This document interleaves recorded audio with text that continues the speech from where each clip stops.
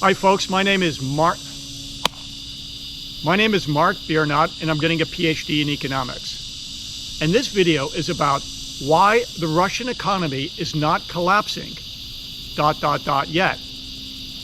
I lived in Eastern Europe much of my life. My family comes from Eastern Europe, and actually I'm getting a PhD in economics in Eastern Europe. So I have a little bit of background with this. I also studied Russian studies much of my life. And I used to know, even in high school, all the czars and leaders of Russia from A to Z, from the beginning of Rourke and Oleg, all the way to Nicholas and the present leaders. It was kind of a hobby of mine. So the reason the Russian economy is not collapsing is quite curious. It's a very interesting reason. Let me tell you. First, what's going on? The ruble is down. The ruble is continuously in a pattern of decline. It's trying to hit resistance at a penny, but a penny is nothing to brag about.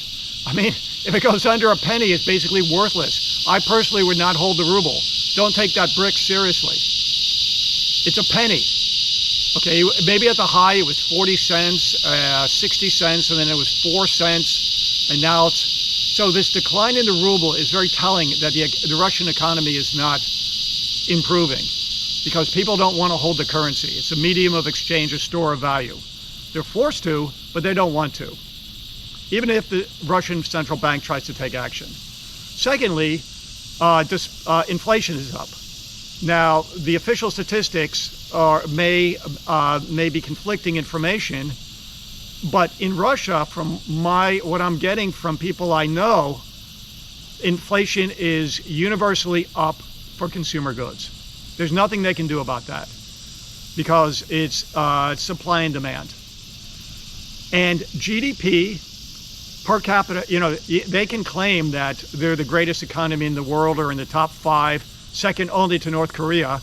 And I say that obviously with some sarcasm, but GDP per capita is declining. This is what people are telling me. There's been a tremendous brain drain. 1 million people have left Russia. You could even say it's the best and the brightest. And also there's a brain drain going on in their international policies, specifically in Ukraine. That is such a waste of human capital. The only thing they have going is that they're trying to unload their natural resources. It's called the resource curse on countries like China, who are just taking it. And, Western sanctions and the flight of Western capital and companies leaving are having an impact. So the question is, why aren't they collapsing? Everybody's waiting and holding their breath. Where is this collapse in Russia? 2 things.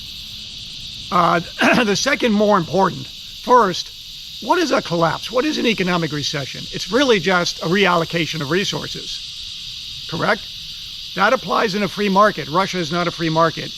I believe in the World Corruption Index, it's 128 out of 180 countries. So there's going to be no reallocation there. Maybe to the oligarchs. But why isn't it collapsing? The answer is this, and this is based on my experience, not my PhD studies and research. It's that the Russian people have it in their mentality. It's something in the Russian mind that they can just take it. I know this. They can just survive. They live in this post-apocalyptic dystopian fantasy reality that they can just live on nothing. And if they need to, they can go to Babsha's in the village, and she has chickens, and they can grow potatoes and have garden boxes, and they'll be okay. They don't even need heat. I know this is crazy. I mean, you see that example in Ukraine. They shut down the power grid, and everybody survived. Everything was fine, a little bit cold. It's almost like a source of pride that we are Russians. We can survive these hardships. It's a red badge of courage, this Russian suffering. It's like about the Russian soul, the Dukha, the Alexander Solzhenitsyn, Mother Russia. It conjures all these fantastical images that economics and the consumerism of the West is not something we need to personally be concerned with, because we are Russians. We can survive. How far can this go down? Obviously, standard of living is declining, even just with inflation alone, because real wages aren't keeping up. In Russia, we're talking about. It can go on almost infinitely. It's like, have you ever saw the movie The Incredible Shrinking Man? He keeps on getting smaller and smaller, but with each iteration of smallness, he discovers a new mystery. And so the Russians, they could be living on bread and water. And I know this is crazy. You're saying, oh, no, you don't know. No, I know. I lived in Eastern Europe. My grandfather, he was conscripted into the Russian army and he escaped to America. It was serfdom 150 years ago. It's serfdom today. It's a better standard of living because of technology, but it's still serfdom. So these people in Russia are taking pride almost in the fact that they can survive. They're Russian. They're different than the West. They're tough. And it's been, bred into them through political propaganda that become apoliticized. It's not like they're going to be taking to the streets. Oh my goodness, French, if they don't get every third Tuesday of the month off, they'll be like protesting in Paris and everybody will be like, it'll be featured on the news. Russians aren't going to do that. 70 plus years of communism, and now we have an oligarchy under the Principality of Moscow. They're just not going to get involved. It's better just to fly beneath the radar, is their thinking, and just survive until sometime things get better. Well, you say, look, I've been there. You don't need anything. People are pulling things out of a well. Water, they're hauling it. These old babchas are pulling water out of the well in Russia. And is it that bad? Maybe not for everybody, not for the Principality, Principality District 1, Principality of Moscow, but for the rest of the country, it's not just a joyous place to live. If you're living in the countryside, again, you can fly beneath the radar. You grow your own food and, you have a few chickens and people trade and barter with each other. But the Russian economy is not collapsing because the people can just take it, and they do. And if they need to be sent somewhere to Ukraine, they'll just take it. It's unfortunate because this is human life, human capital. We're living in a hopeful time, a great time. Well, you say, oh, well, what about BRICS? BRICS is going to be the new replacement of currency. BRICS is not going to be the new replacement currency. What do you have, like India, China, South Africa, Brazil, and maybe some other people? Just like I said, the Russian economy is second to none. And North Korea close behind. It's all fantasy.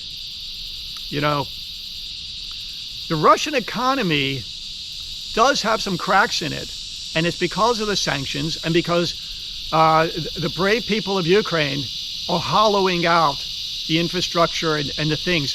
Eventually they're going to run out of this high-tech equipment. They're trying to get it from China.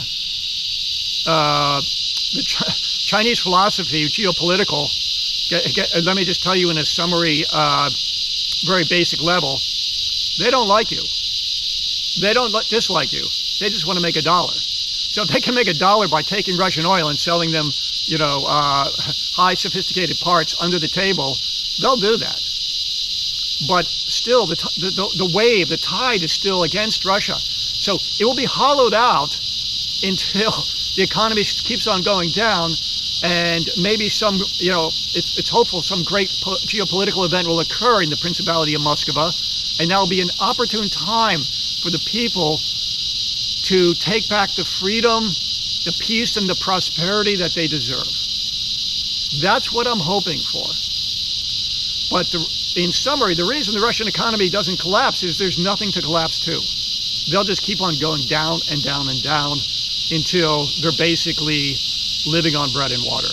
Because it's in the mentality and the collective unconsciousness of Russia. Read the literature, Dostoevsky, read any of Dostoevsky's works, any of Tolstoy's works, Google Dead Souls. All these works, Pushkin, it's this idea that we are coming from Mother Russia, we are different, and it's a source of pride. So if you have any questions, just ask me in the comments below, because I can get more specific about this. I didn't want to run the numbers about GDP in 2001 being 4.9 and now it's this. I wanted to take it from the psychology and mentality of the apoliticized Russian soul that believes we are different and we can survive on anything. Thank you very much.